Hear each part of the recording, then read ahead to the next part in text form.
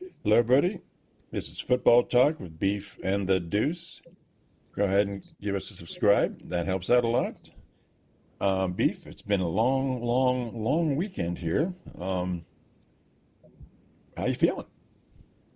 Well, it's always a good weekend when the Buckeyes win. Yeah, So obviously that is no doubt. that's a big dub for all of us. But it was a very well needed football weekend. Yeah, like I told you, what was it, Thursday night when somebody was playing football? Was it Thursday night? Yeah, I think, right? Oh yeah, they've been playing from Thursday on. And I said, look, I don't know who this team is, but I'm going to look at it because I want to see football.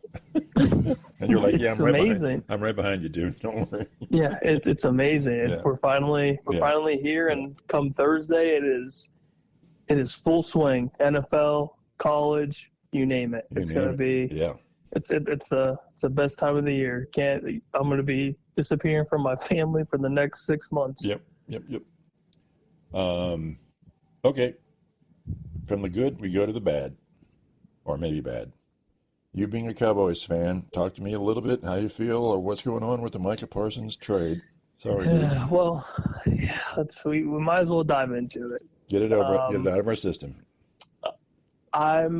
The more I think about it, and this may be very unpopular, if there was as much disconnect as we're assuming there was, which obviously there was because now he's traded, right? The relationship is tainted between Jerry Jones, Micah Parsons, his agent, and even probably amongst the players that are on the roster. Really? You think so? Even the veterans?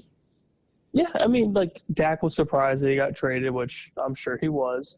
CeeDee Lamb's upset. Travion Diggs. The big-name players are going to be upset. Are they mad at Parsons, though? I would say that it might be a little bit of both. I mean, like, I get Micah deserves to be paid, but he doesn't necessarily have to be paid. Right. And I think that's where the disconnect is between business and friendship is he's being asked to play on his deal to afford other positions possibly, which it sounds like they wanted to invest in the secondary, re-signing Bland to a 4-year extension to, just beef up the secondary because we got torched last year. Right. So I don't necessarily hate that because our pass rush, Micah included, wasn't bad. Like our front seven, front four, that they were fine. But why couldn't Jerry and those guys come up with, okay, we'll renegotiate, give you another 10, 15 mil a year, another 3-year extension. A month ago, 2 months ago, before the draft. Why not? I think he'd have gone for it. Maybe not. I don't know. But for one, it sounds like Micah was offered 40 and he wanted uppers of like mid-40s. He wanted to be the highest paid. Well, he is now. And now he is with the Packers. So he wouldn't take $40 million from the Cowboys? He wouldn't take $40 million. He wanted 45. Yes. So, and I think that's where I'm not upset about it because that really financially constrains the entire franchise. Anybody. Because you've got CD locked up. You've got Blaine hooked. I mean, it's crazy. Like and then, whole salary cap thing goes into play and the hit and all. And there's just too much going on with it. Right. So if you can't meet that number, which you shouldn't, I mean, I get you're a very dynamic player, and I would love to have you in Dallas. I would prefer it, but you're asking for too much. Well, don't you think the asking for too much was because I know you're not gonna pay it, and you will trade me then? In other words, it's a ploy just to get traded. Yeah, I mean, maybe, possibly. Wouldn't take $40 million. Come on. I think it's crazy. And I know a lot of it was you want to be the most paid non-quarterback, and you think you rightfully deserve it. But, like, we bring up the Colin Cowherd argument from a couple weeks ago. Right. You weren't a top 5 player, man. Yeah, you're not. You play out your contract, and then you get paid. Right. Unless you are breaking the doors off the league, which he wasn't necessarily doing. He was playing very good football. Yes. But it wasn't anything that's like utterly mind-blowing. So I don't necessarily disagree with what Jerry Jones did because you weren't going to meet that number, which is fine. Right. And you got some sort of gain from the trade. Yeah. Now, Kenny Clark is old, but we need to beef up the interior line to stop the run, which I don't disagree with. Yeah, I mean, he's 30. Because we get torched through the ground. Yeah. Almost every year, I feel like we get smoked. Yeah. So I don't mind that position. I also really don't hate 2 first-round picks. Yeah. Now, they're going to be mid to late first-round picks if Still. the Packers are going to be Still as good as what most people think, which I believe they could very well be a playoff team. But still, it's first round. Yeah, you have 4 first-round picks in 2 years. Now, Yeah. knowing Jerry Jones, he's going to draft just stupidity. But at least for the time being, we have draft capital that we can use to draft rookies or trade them, use them as trade bait to get, well-established players. So at least for that aspect, it's fine. Yeah. So I guess to summarize it all, as much as I would have loved Micah Parsons to stay, I don't hate what we got in return. I think we fleeced the Packers for the trade package that we got. And the Packers got what they wanted, which was a premier defensive player. But is he worth it? Is he worth it to the Packers? He is expensive. Very. He's like very expensive. So he needs to produce a pretty solid amount of statistical numbers to make that $188-something million worth it. Well, I know, like when that happened, and I mentioned the Deshaun Watson deal, and you kind of laughed at me, but that's sort of like that. It's super expensive. And of course, it's obviously it's he very got injured, but still, that's a lot of money in drafts. Yes, and the draft picks, and one injury for the Packers. I mean, that's huge for them. And one injury knocks Micah Parsons out for the season minimum. Yeah. Then what do you do? Then you're the Cleveland Browns. Yeah. But I mean, at the end of the day, it doesn't sound like a deal was ever going to get done. The amount of money he was asking for at least to me, wasn't worth it. Now, if you were putting up, like we were talking about TJ Watt, for example, he got his money, he got paid, but he's at least put up the numbers where it's like, okay, like that you could justify that money. Now, the only issue is his age. Right. But at least when Watt's on the field, he's disrupting the offense. Yeah. And at least with Micah, he's getting to that point, I would assume. Don't you think also with TJ, it was, you've been great with us for so many years. Here's some extra cash. I think there's also just pay him because he means so much to the team and the players and the fans and all that stuff. Just pay him. Yeah. I mean, don't quibble about $5 million here, $5 million there. Just pay him. Yeah, but at the end of the day, it's done. Yeah. And I can sit here and just soak in my despair, if you will, and hopefully come Thursday we shock the world and maybe beat Philadelphia. Who knows? Who knows? It could happen. It's we've seen crazier things. Obviously, this football weekend. This weekend, yeah. Down goes Bama. Down goes Notre Dame. Yeah. Clem. Down goes Clemson. And Texas. Let's talk about that. And then we beat the number 1 ranked team. Let's talk about Ohio State and Texas. Give me some stuff. Give me some love. Oh, God, where do you want to start? Where do you want to start with that? Just a great display of football. I think basically you had 2 immensely good teams. Good teams. And you'd think 14-7, what kind of score is that? That's Woody Hayes era. But I think you had really, really good defenses. I mean, super good defenses. And offenses take a few weeks to come around. If I was Texas, I wouldn't be worried about Arch. He's going to be fine. He'll get better. And we saw some really good throws from him at the end. So he's got the talent. I'm amazed at the Buckeyes defense. Amazed. And I'm super thrilled about Sagan. He just I think that's the story of the game, I believe. Not much offense, but enough to win the game. Oh yeah, I mean it's the confidence that he displayed. Yeah. Was Did he throw a bad? Truly impressive. Did he throw a bad ball? I mean, a couple of them were dropped. They were thrown right to the players. He had four drops. Yeah. But turnover-free football. Yeah. The touchdown pass to Carnell Tate was slightly underthrown, but he helped. He threw the ball where the receiver, which was Carnell Tate, would be the one to catch it. I mean, threw it right in his breadbasket. Granted, it was, again, behind him.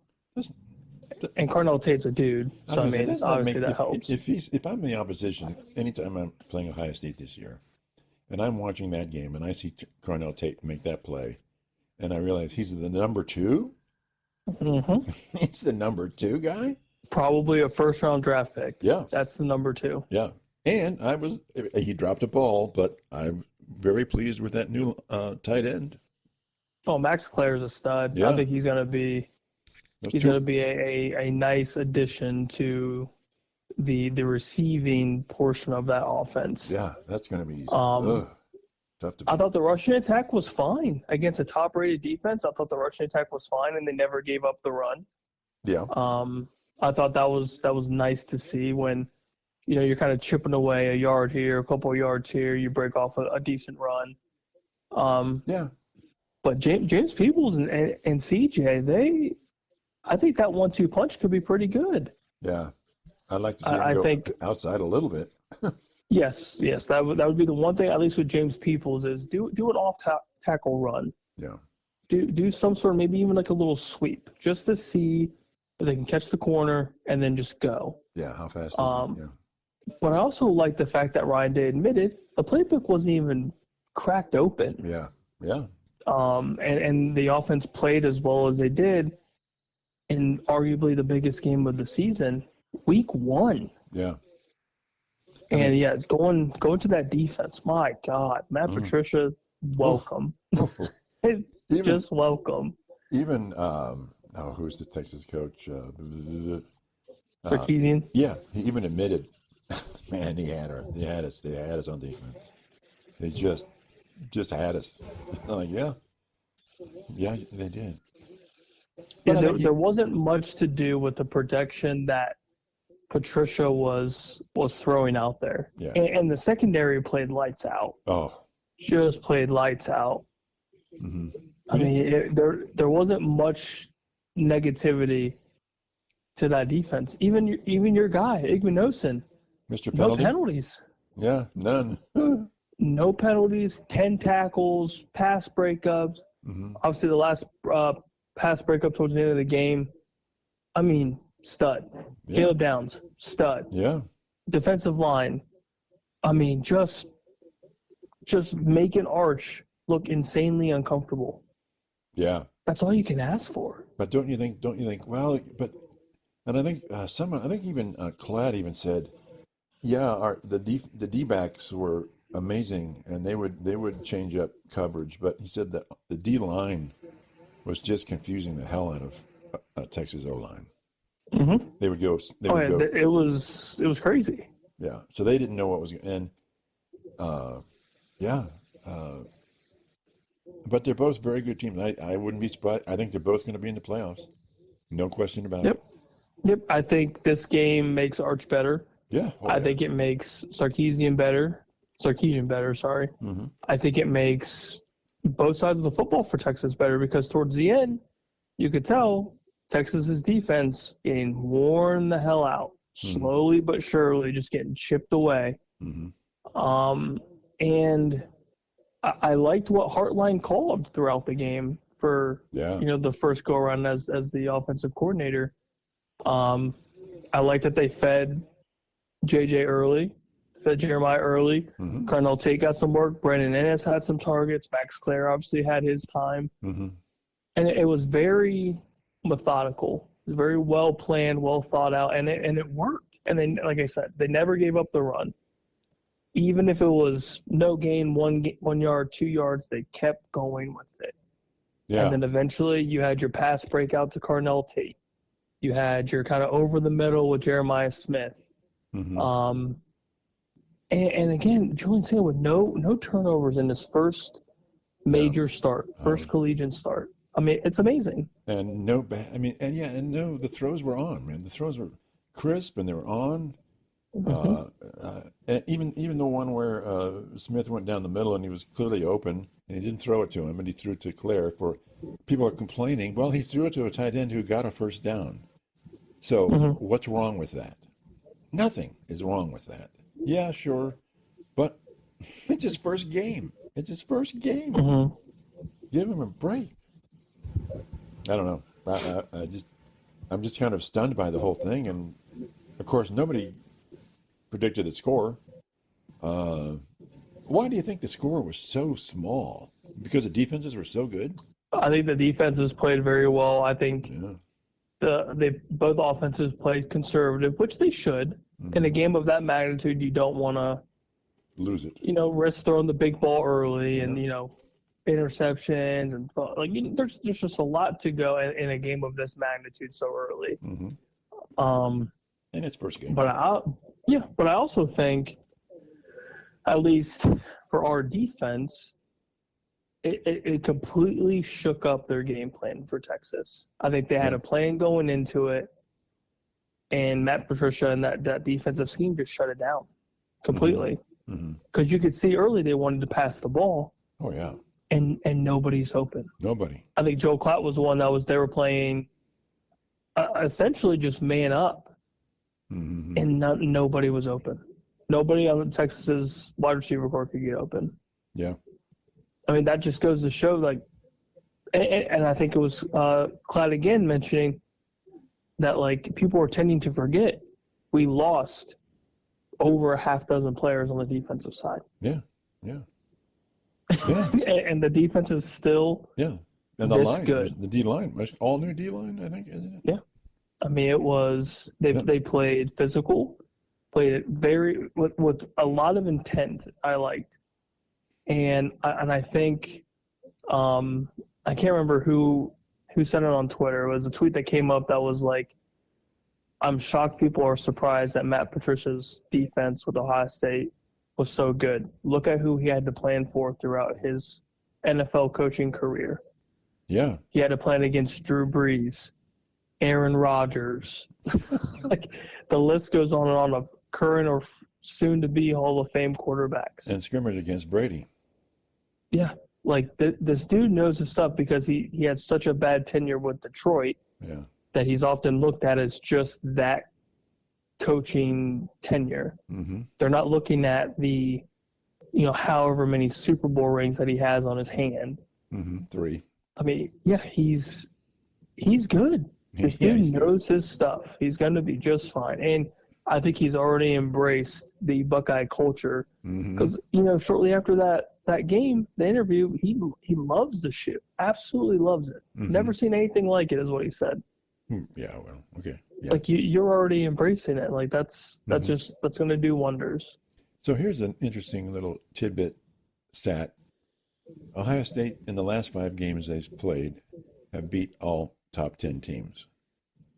Nobody in the history of football has beat 5 games in a row, all games against top 10 teams, and they won. It's impressive. Yeah, it's pretty good.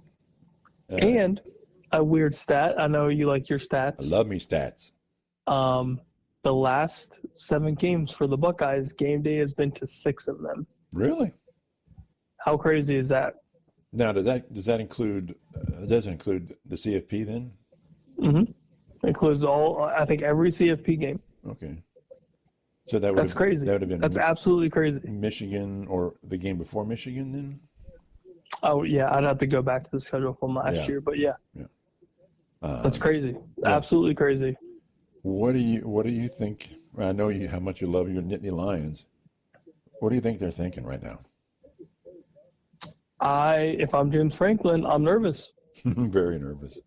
You have to be. I mean, look at what Notre Dame was able to do last year against a very similar Penn State offense. There was no receiver completions. Right. None. Right. Texas had very little running room against our defense last year. You could argue that this year the defense is almost as good. We don't know yet because it's only been 1 game. Yeah. But look at what they did against the number 1 ranked team in the nation. Yeah. They held them to 7 points. Yeah. And they scored those 7 points late in the game. Yeah. Almost into the fourth quarter, right? So, like... I was like, what is... I thought about that. Like, what is going on here? They haven't scored a touchdown. Yeah. So, and in my opinion, I think Arch Manning will be better than Drew Aller. Oh, yeah. By the time... So I don't think that's any question. No. Yeah. So, going into that Penn State game, and this defense is probably going to continue to get better and better each week. They should sweat balls, baby. If I'm James Franklin, I'm poo-pooing down my leg. All right, talk to me about, let's do a little analysis of the Big Ten. Michigan, I mean, they won their game. They were supposed to win the game, and the new quarterback looked good. Yeah, Bryce Underwood looked as expected. So I think they're moving. They're going to take a step up this year. How far? I don't know, but they did good. At least for now, you've got what seems to be a quarterback that is relatively competent. Mm-hmm. Because at least last year was gross. That quarterback play was atrocious. They just couldn't even throw the ball. So now that's a massive step ahead for them. Their running attack will be as advertised as it is every year. Yeah. They'll have a very solid rushing attack. Yeah. Defense will be fine. Yeah. And you have an offensive-minded head coach. So I think overall, Michigan's going to be fine. Yeah. Now, obviously, we will see as the season progresses. They have a big game coming up next week against Oklahoma. Yep. So that's going to be the first big test for the true freshmen. I can see them winning. I like Oklahoma just with the trend that a lot of the, I guess I shouldn't say all of them, but most of the home teams are winning outside of Clemson. But I think Oklahoma has a lot to prove. Yeah. And the atmosphere for a true freshman being in an away game, it's not easy. Yeah. So I'm gonna take the home team on that one. All right, I'm going Michigan on that one. Oregon, of course, just picked up where they left off, destroying Montana State. So I think they're fine. They're as good as they were last year, probably. I thought Dante Moore played well.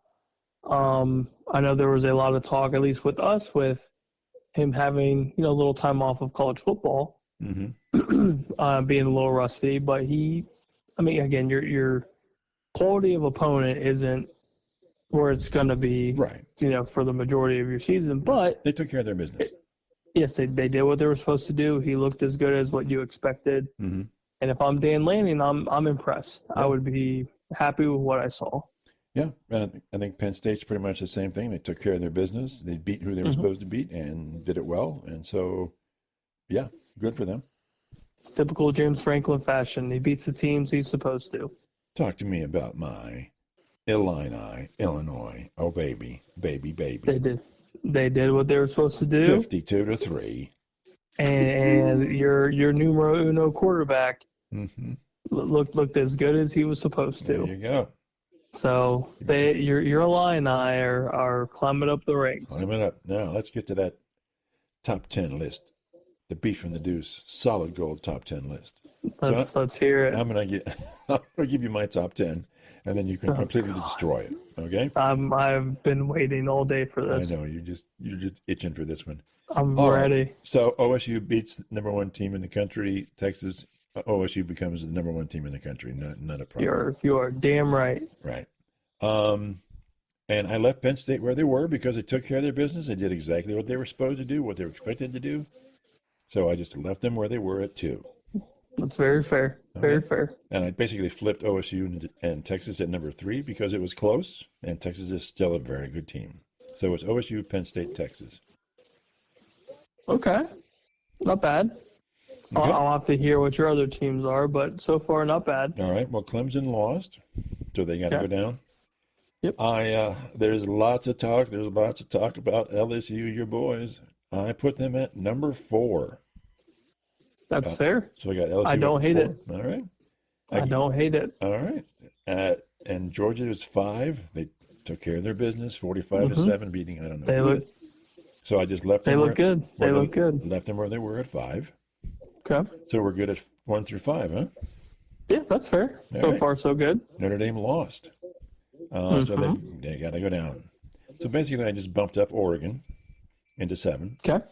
Or into 6, rather. 6. Okay. They took care of their business, and so Notre Dame lost, so they got to go down. So it's Oregon. 7, it's Miami, baby. It's all Miami. It is. Yes, it is. Darn impressive. Yes, I am very, and I have to give Carson Beck his flowers. You were a skeptic, man. You were a skeptic. I was, and he came out and proved it. Played the game that he played 2 years ago. So last year's Carson Beck was nowhere close to 2 years ago, where he stormed on the scene and is just gunslinging, number 1 draft pick in the NFL. You know, all the hype. Mm-hmm. And he goes into top 10 matchup and plays damn near perfect football. Yeah. Against a very, very, very good Notre Dame defense. So I clap my hand to Carson Beck, and we will see what this Miami team does. So I have them at 7. You're good with that? That's perfect. That is perfect. And I dropped Notre Dame to number 8 because it was a close game, and Notre Dame's going to be good. So I left them at 8. Okay. And interesting. And then, being as close as it was, I put Clemson at 9. Okay. They're still a very good team. So I got them at 9, and then you know it, Illinois, baby, number 10. Here's where it falls off the rails for you. I know. Interesting. Very interesting. So I've got Illinois, and then at 11, it's 11 and 12. I have Arizona State at 11, and then Alabama drops to 12. Really? Only to 12, huh? I thought, I thought more, but okay. They were the big shocker. I mean, Texas losing. God, they look terrible. Texas, Clemson, and Notre Dame lost, but it was close, and they were playing incredibly good teams. Mm-hmm. Not the case. Although, I mean, is FSU any good? It must be sort of good. So I'll give you what I took from this FSU squad watching that game. Transfer portal helped them out a metric shit ton. Okay. From last year to this year. I mean, complete 180. All right. Quarterback snagging him from Boston College. I think I'm going to botch his name. I always do. Castellanos. Sounds good. Very underrated dual threat quarterback. And against a Bama defense, which you know damn well have 4- and 5-star guys all over the freaking place. Mm-hmm. He made them look silly. That offense made Bama look like they had no clue what was going on. And I'm going to start talking some stuff about ACC defenses. Typically, you don't see a lot of good ACC defenses. That Florida State defense, I tell you, I was shocked. Truly shocked. Okay. And I think if this has any indication of a massive bounce-back year for Florida State, it would not surprise me after watching that Week 1 game that they can make some noise in the ACC, especially with Clemson going down early. Mm-hmm. This gives them a nice little bump into the rankings after Week 1 in the ACC. Yeah. And I wouldn't be surprised if they jump into a pretty high top 20 ranking. Yeah, that was where would I put them? I would definitely have in the top 20. Maybe I would assume they'd be within the top 20. You'd be the top 10 team. Yeah. Pretty handily. Somewhere, I keep thinking close to 15, but definitely top 20. So do you think the people of the world here would hate the fact that you kept these 0-1 teams within the top 10, top 15 because of who they played? You mean Texas, Clemson, Notre Dame, and Alabama? Mm-hmm. Mm-hmm. No. They were very close, very competitive, and they're playing highly ranked. These were all top 10 matchups. These were top 10, completely top 10 matchups. So you never know. I mean, Miami 10 playing 6, 1 playing 3. You know, that's tough. It's tough. So I mean, I don't know. I think it's about right. I mean, where do you? Okay, where would you put Texas then? How far down would you drop Texas? I could see some people, especially after LSU beating Clemson. Yeah. I could see them going to 3.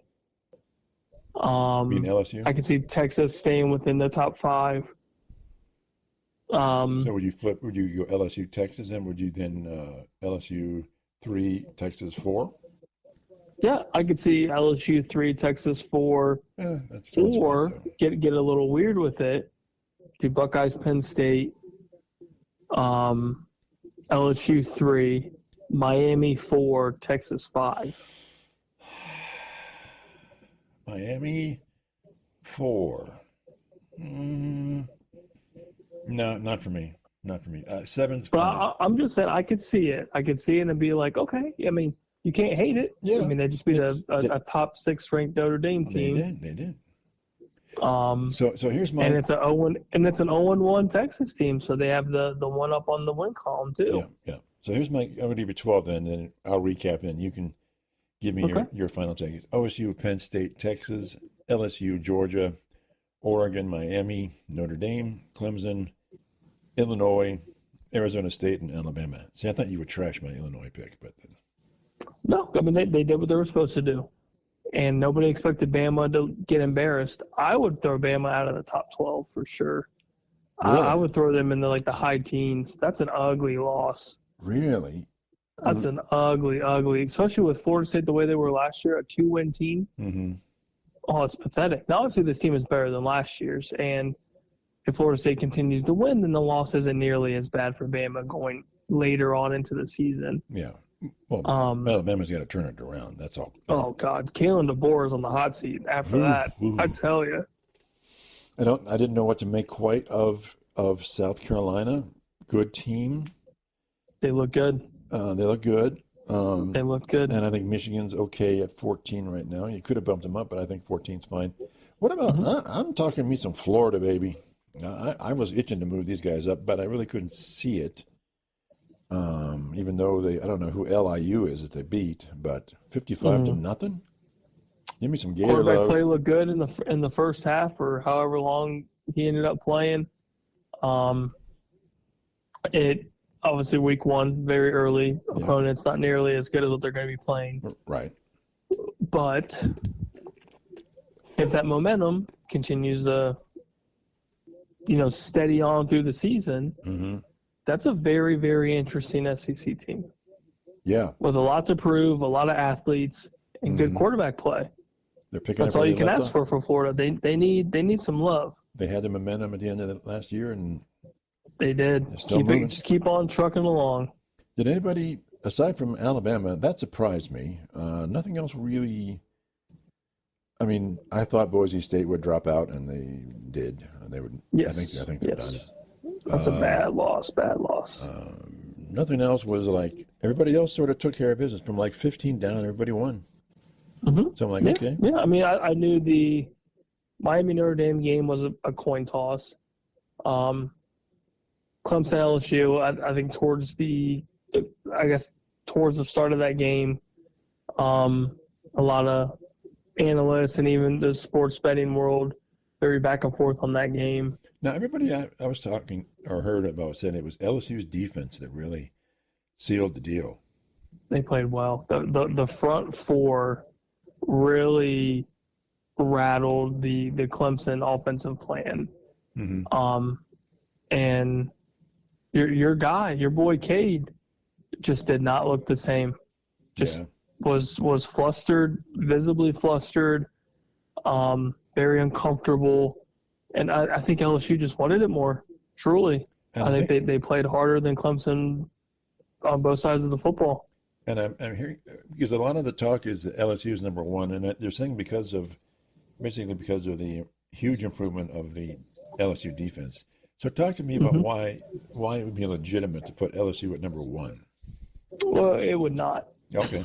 No, it would not. Yeah, you beat a top five. You beat a top five Clemson team. That's magical. Yeah. But you didn't beat the number one ranked team. Right. Right. So you have no worth in that argument. Now, if you went into Texas and beat Texas, or Texas went to Baton Rouge and you beat Texas, then your argument is a little bit more valid. Mm-hmm. But you're not jumping State. You're not jumping Penn State. No. So, yeah, that's that. I think you have a good argument of being the third-ranked team, and especially within the top five. I think that's definitely worthy. Yeah. But yeah, definitely not number one. All right. So what was your top 10 then? So Buckeyes were 1 for me. All right. Penn State 2, LSU 3. Okay. I did have Miami at 4. Really? Okay. Wow. Georgia 5. Okay. And then everything just kind of like backfilled from there for me. I think Where was Texas? I think, if I remember right, in my papers upstairs, because I am a slouch, I want to say I had him at 5. No, I had him at 6. Really? So Georgia 5, Texas 6. Would have been Oregon 7. Right. Okay. That's right. Okay. I got 6. Okay. Oh God! Without looking at my sheet, I'm drawing a blank. Where would you stick him in Notre Dame then? I got him at 8. I think I had Notre Dame 8 or 9. Okay. I'd have to look at it because I'm a loser. And then I think Illinois was the 10 for me. Wow. I think I rounded them out at 10. You actually had Illinois at 10? Well, they won. Well, yeah. All they had to do was win. Yeah. And Bama losing. Right. I mean, that's a sure shot of you bumping up at least 1. Yeah. Alabama losing was a huge reshuffle of the deck. Yeah. It was I like definitely one I'm sitting here watching. I'm just like, oh, well, first off, my betting parlay sucks. Okay. And 2, it's just the Boer era is not great. Yeah. He's not starting off to a nice season 2 for him. Yeah. So give me some talk on Arizona State. They were good last year. They seem to be good this year. Are they going to take the Big 12? My guess is yes. I think the love for Sam Leavitt is real. I know a lot of, at least the social media world, especially like throughout our Twitter page, they don't believe Arizona State can do it again. I don't see why they can't. Who will take him? K-State? No, God, K-State looks terrible. Mm-hmm. That is an ugly Kansas State team, and I don't think we've seen a K-State team like this in a minute. There's an ugly win, 38-35. Yeah, it's an ugly win. Avery Johnson looks very just different. He's not as – I feel like he's not as dynamic early on this season as he's been in years past. As a true dual threat, dangerous quarterback, especially with his legs. I mean, who else would be outside of Kansas State typically being in the running? Iowa State? I mean, you think Iowa State possibly? Maybe. But I think as of right now, Arizona State's got some momentum rolling in. Yeah, they do. They want to build off of last year, and you still have your returning starting quarterback. I mean, that's a huge step in that right direction. And I mean, for them, all they have to do is just win. Right. It's just keep on winning, keep that momentum going from last year. And I mean, Sam Leavitt can only get better with experience. So I can only assume with, I guess, I shouldn't say lack of competition within the conference, but I feel like they have a pretty good step forward. Yeah. Is it a lack of competition, or is everybody so much the same? I feel like now maybe this is just me kind of assuming to an extent, but I feel like in conferences like that, if you have a dominant quarterback or I guess a more experienced quarterback, you kind of sort of win by default. Because I feel like a lot of those quarterbacks are coming from, without looking at the rosters, they're usually transfer portal quarterbacks from lower schools. And then when you look in, say, like the Big Ten, for example, for the transfer quarterbacks, you're not getting slouches. You're getting, if you're upper middle, bare minimum upper middle tier Big Ten quarterback, you're pretty good. Or you're a true freshman like Bryce Underwood or Julian Sane, who was Nick Saban's boy initially. You're no slouch. So I feel like for Sam Leavitt and Arizona State, you're on a pretty good track going forward. And I think they're, at least throughout the season, going to be, continuously better than the competition that's within the conference. And with K-State playing as bad as they are, I don't see them creeping. Iowa State could be a little interesting. They got a big game coming up here soon with your Hawkeyes. So that will kind of tell how that traditional air raid, if you will, of that offense is going to look. But outside of that, I don't really see a ton of competition for them, at least not right now. Okay. So SMU, they're now in the ACC, right? Give me some talk on SMU. Are they going to be on the? It seems like it's Clemson, Miami, Florida State at the top level. Is SMU knocking on the door? I mean, they're 16 and they took care of their business. I mean, I feel like currently they're definitely sitting more than likely in that 4 spot. I think Clemson will be just fine after that LSU loss. I'm very curious about Florida State now. Yeah. Especially after that win. Yeah. And Miami. I have a funny feeling Miami might be the dudes. Looking at how they played yesterday. You think Miami's going to go undefeated through the season? I don't know about undefeated, but I can kind of sort of see them winning the conference if they play the way that they do. Miami, Clemson. They played like they did yesterday. Is it going to be Miami and Clemson in the championship game? I think so. In the conference championship game. I think so. Let's see. Miami schedules. Let's see. They got Florida at home, Florida State away. So that'll be interesting. Away at SMU. And then that's basically it. I mean, it could very well be Miami going undefeated if they can get through a couple of those tough ranked games. That's it's very interesting. Yeah. So right now SEC has 3 above Alabama, Texas, LSU, Georgia, South Carolina. That's in the SEC, right? South Carolina. Are they better than Alabama right now? On paper, yes. Okay. Yeah. I would say as of right now, unless Bama can figure something out, that team's in shambles. Yeah. And I think South Carolina's got momentum from last year, and having a returning starting quarterback is always helpful. And they also did their business. So you're Bama's trying to find. I feel like they're trying to find their own identity. Yeah. I feel like it's gone. So you're ranking. You could say Alabama.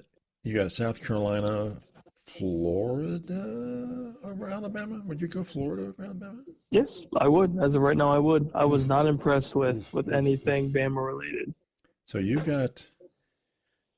would have Alabama then maybe at 7 in the conference, and then maybe Oklahoma right after that. Yeah, maybe. I will have more of an opinion with Oklahoma after this Michigan game, I think. Right, obviously, yeah.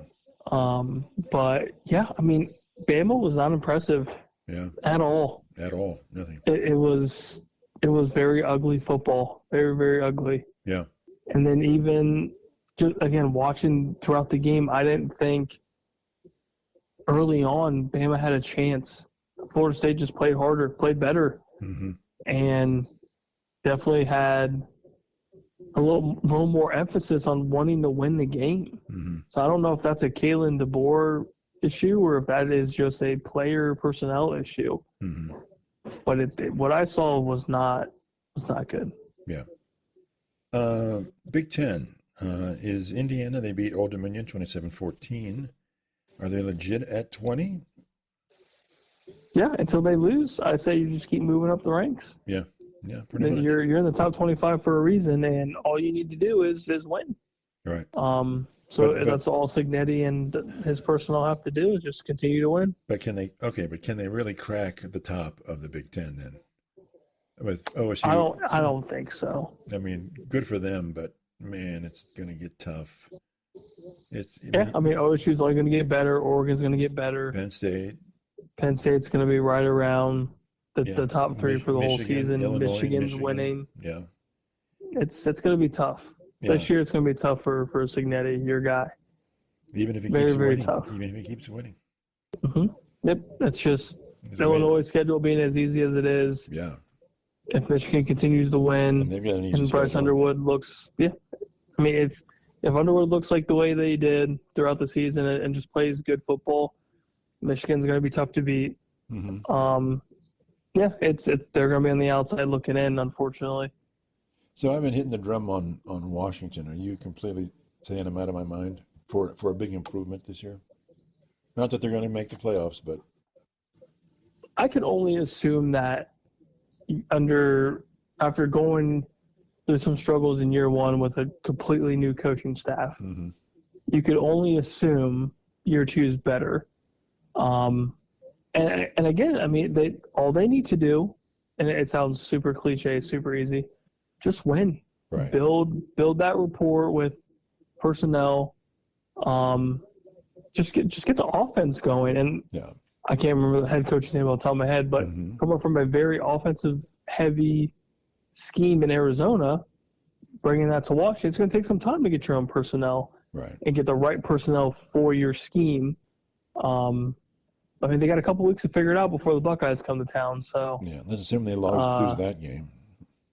Yeah, that's going to be a very interesting, true away game for Julian Saint and the Buckeyes. So I'm very curious about that game here in 3 weeks. It's the fourth. Yeah, because people tend to lose when they go to Washington.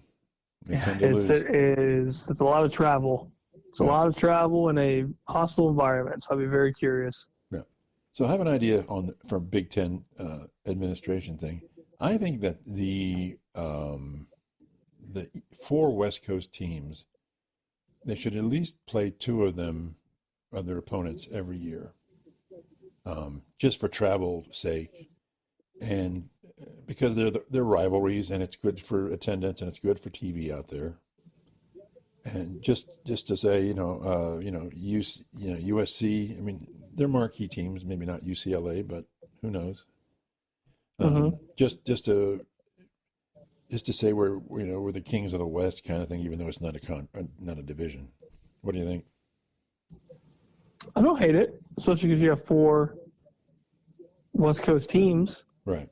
And it kind of brings a sense of fairness too, because mm-hmm. they're, for the most part, traveling more so to the Midwest, and Midwest is going out to the West Coast. Yeah. It seems like. So I don't necessarily hate the idea, and they kind of get that I guess like the time advantage, if you will, with the time change. Yeah. So they can kind of do whatever they want whenever they want. No, that was my. You can't really do big noon games with the West Coast teams because that time schedule is all out of whack. I know I had an idea because we were talking about UNLV. I still think you can play some neutral sites, say it in Las Vegas or something. Have Washington play Rutgers. Yeah, just at I think it'd be sweet. I mean, they had the Miami game, Miami Notre Dame. They were playing in Dolphin Stadium, the Hard Rock Stadium. Yeah, and that was pretty sweet. That was still Miami, though, right? I mean, it was. Yeah.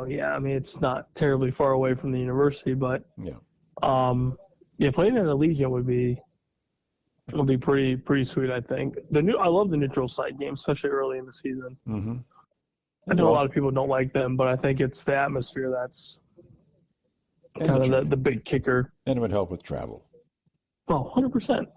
Yeah. Find some neutral site, like you said, somewhere in the middle of both teams and let it ride. And he get big prime time. Yeah. He make obviously a ton of money. Mm-hmm. Yeah, I don't hate your idea. I think it's definitely fair. Mm-hmm. And I'm gonna probably assume at some point we're gonna get maybe another couple West Coast teams, depending on if there's an additional merger. Who knows at this rate? So let's say you made a deal for 1 year in Vegas, one year in Jerry's World, and where else could you play it? Some of these neutral sites that are sort of, that's maybe a dome or whatever. So you got Vegas, you got Dallas, you got Arlington. Do a baseball field. Do a Houston. Do like a Wrigley. Something like what we did with Northwestern. I know it's not central for everybody, but it's Chicago. Yeah, I mean you can do Chicago. Would be fun. Yeah. And obviously an iconic, sports stadium. Yeah. I mean, there's a lot that you could do. Yeah. I would say Wrigley would probably be, at least for me, liking what they did last year with the Northwestern game. Mm-hmm. I just think it's a neat atmosphere. So I would say, yeah, screw it. Go Wrigley. What about KC? What about KC? Meh. No connection to the Sure. I mean, yeah, you could. You definitely could. I mean, it's like you said, it's central. Mm-hmm. I think me just being biased, I love the Wrigley idea. Yeah. I want them to do it more. I just think the baseball field like football games are just different. I think it's super cool. Yeah. Yep. Now, could you do one at both of the baseball stadiums in Chicago? I don't know about. I'm not sure about the White Sox stadium. I'd have to kind of see the layout. I'm sure they can figure it out. Mm-hmm. I mean, they could do it at the Yankee Stadium. They could do it at Fenway.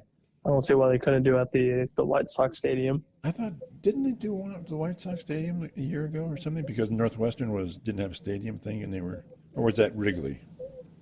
I want to say they did it at Wrigley. Okay, all right.